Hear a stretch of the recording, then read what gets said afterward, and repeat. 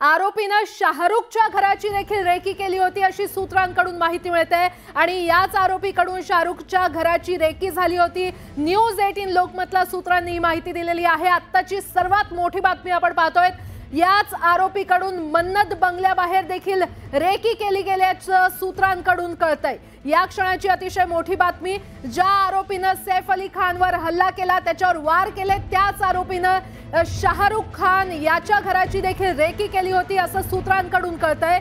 आरोपीनं शाहरुख खानच्या घराची रेकी केली होती। न्यूज 18 लोकमतला सूत्रांकडून ही महत्त्वाची आणि एक्सक्लुझिव्ह माहिती मिळते। आत्ताच्या क्षणाची सर्वात मोठी बातमी आपण पाहतोय, या आरोपीनं मन्नत बंगल्याबाहेर रेकी केली होती अशी देखील सूत्रांनी माहिती दिली आहे।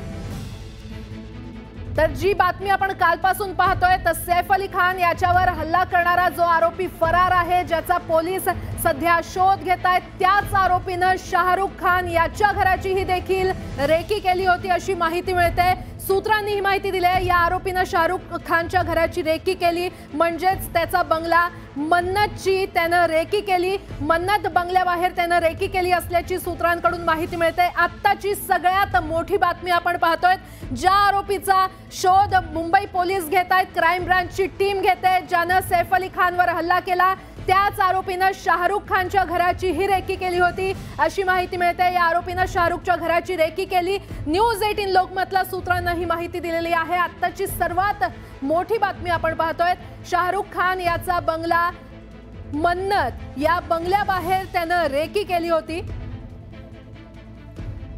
अतिशय मोठी अपडेट आणि एक्सक्लुझिव्ह माहिती खरं तर न्यूज 18 लोकमत पर्यंत पोहोचते। ज्या आरोपीचा शोध सध्या पोलीस घेत आहेत, ज्यानं सैफ अली खानवर हल्ला चढवला होता, 6 वार केले होते, ज्याच्यामुळे सैफ अली खानवर शस्त्रक्रिया पार पडली, त्या आरोपीनं शाहरुख खान याच्या घराची ही रेकी केली होती असं कळतंय।